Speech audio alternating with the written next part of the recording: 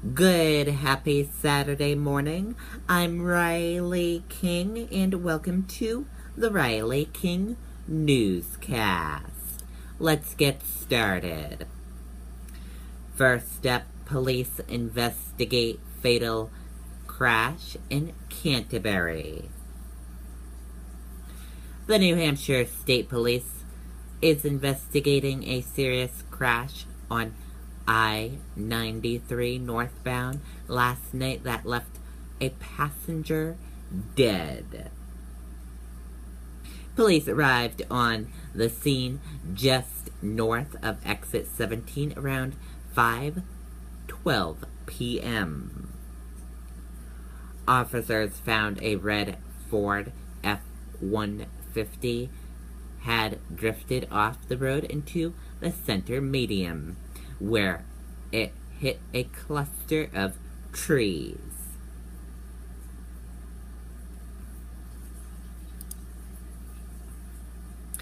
Merrimack police warn residents about possible rabid animal. Let's take a listen to this video from WMUR News 9. Summer's best offers are at McMokin Cadillac. Lease today the 2017 Cadillac XT5 Luxury All-Wheel Drive Crossover for $499 per month with no money down. The journey is just as important as the destination at McMokin Cadillac.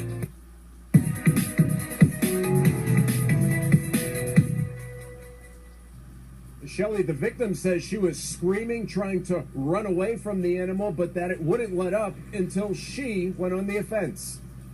Thursday morning was just like any other for Jane Worthy and her dog Toby, an early walk around her Merrimack home. Then she smelled a skunk, but this animal didn't just stink. Something came around the corner of my house and started charging at us. Worthy grabbed Toby, ran to the front door with the animal chasing and attacking her. She used a broom to swing at it, and it ran off into the woods.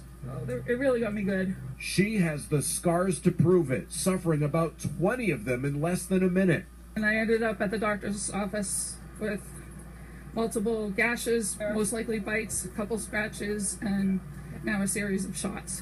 Toby is just fine. No scratches, nothing. He just thought it was just another adventure. Police haven't confirmed what kind of animal it is, but witnesses believe it's a sick gray fox.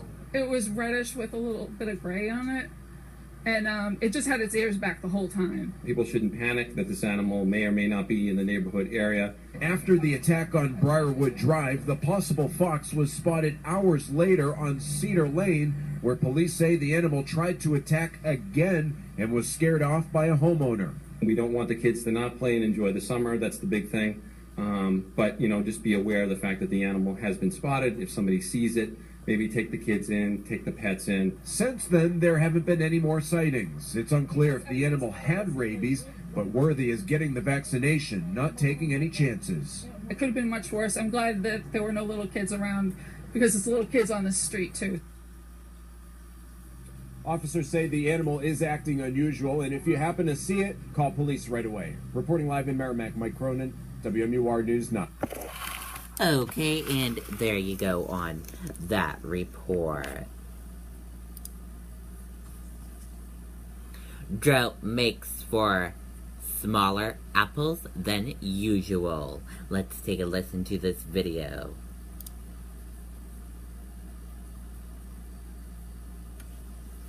On your mark, get set, go to the Nashua Hyundai Race to Save sales event. Victory will be yours with a new 2017 Elantra for only $99 a month. Lease the 2016 Tucson for only $169 a month at Nashua Hyundai.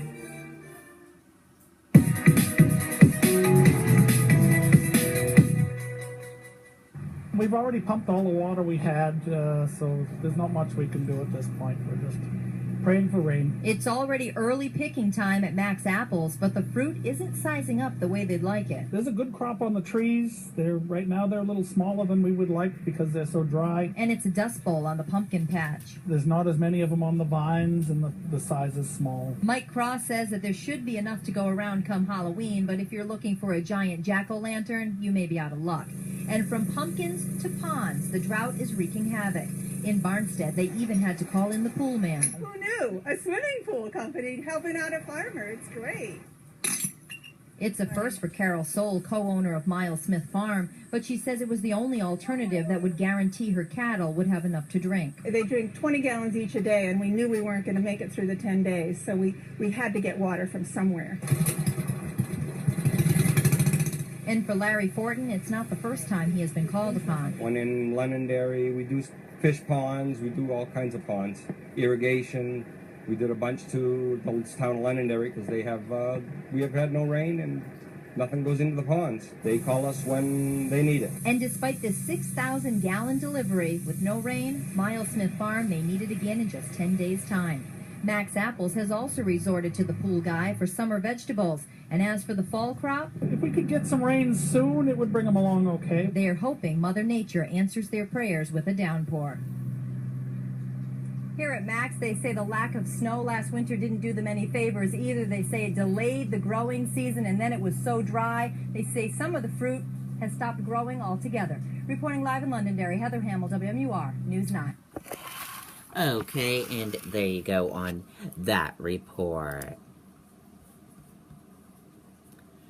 2 women arrested after Concord burglary. Let's take a listen to the video from WMUR News 9. Get McMokin Chevrolet. Winner of Chevy's Dealer of the Year Award. Lease the 2016 Silverado Double Cab LT 4-wheel drive for only $259 per month with no money down. An award-winning truck buying experience will be yours at McMokin Chevrolet.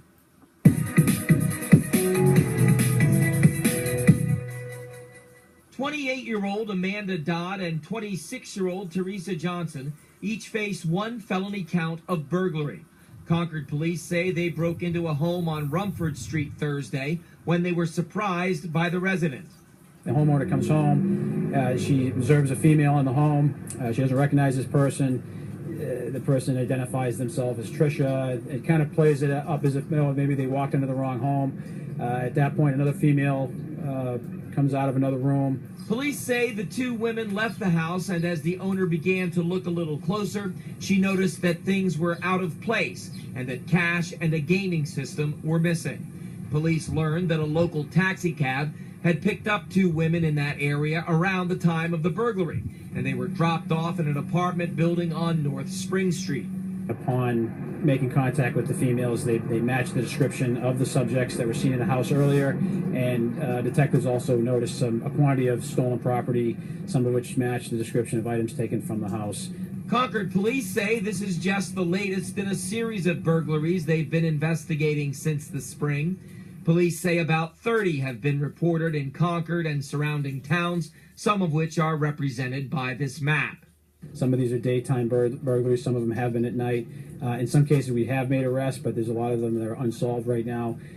What we're looking at is theft of a lot of personal equipment, personal items, electronics, silverware, jewelry, cash.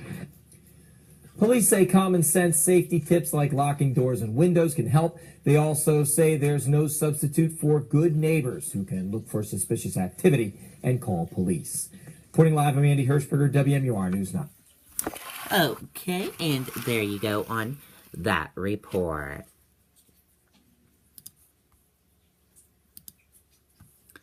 With Paul Manafort gone, who's left to run Donald Trump's campaign?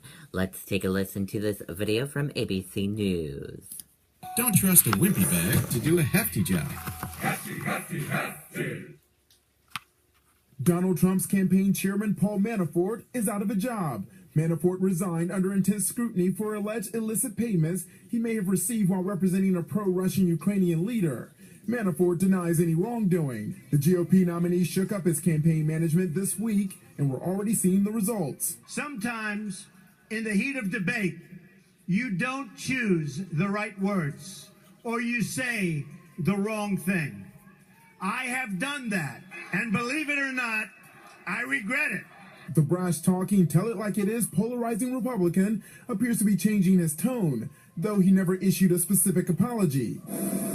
Today, Trump is in Louisiana to tour the flood-damaged state. The candidate is pivoting to strike a more presidential look, and this may be the person behind it. Newly minted campaign manager Kellyanne Conway was on GMA. I hope that everybody who's criticized him at some point, David, for being insensitive or for mocking someone, at least shows some recognition and some forgiveness. The Hillary Clinton camp launched some harsh skepticism, calling it all an act and saying Donald Trump literally started his campaign by insulting people. In Hillary Clinton's America, the ad wars are just getting started, with Trump putting out his first of the general election. A $4.8 million ad buy will run in 4 battleground states. That ad hits Hillary Clinton, whose Clinton Foundation announced a change in policy. It will no longer accept foreign or corporate donations if she becomes president. Kenneth Moten, ABC News, Washington. Okay, and there you go on that report.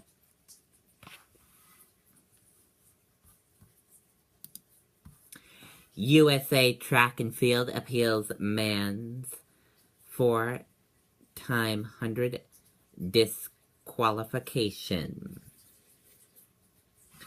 USA Track and Field has officially filed an appeal after the men's 4x 100-meter rally team was disqualified from Friday night's final at Olympics. USATF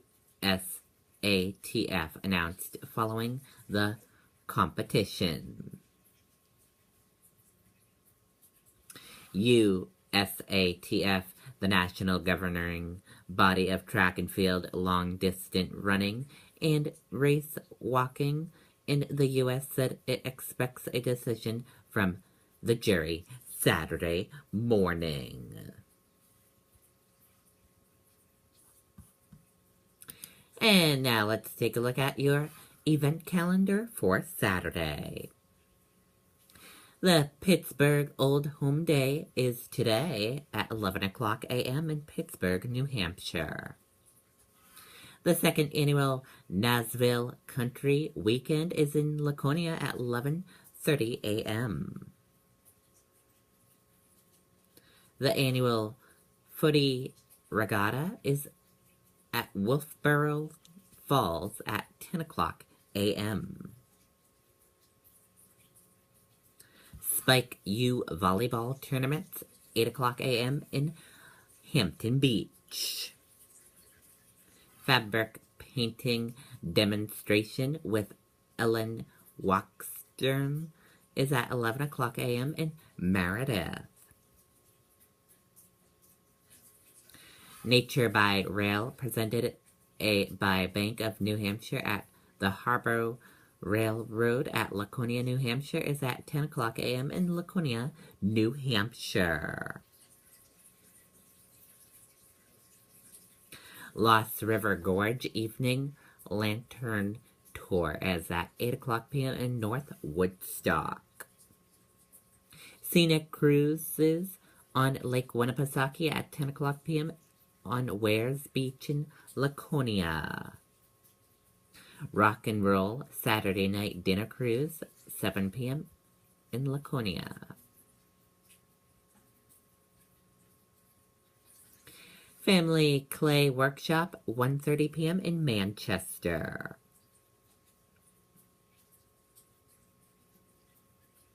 Guided Gallery Tour, 2 p.m. in Concord.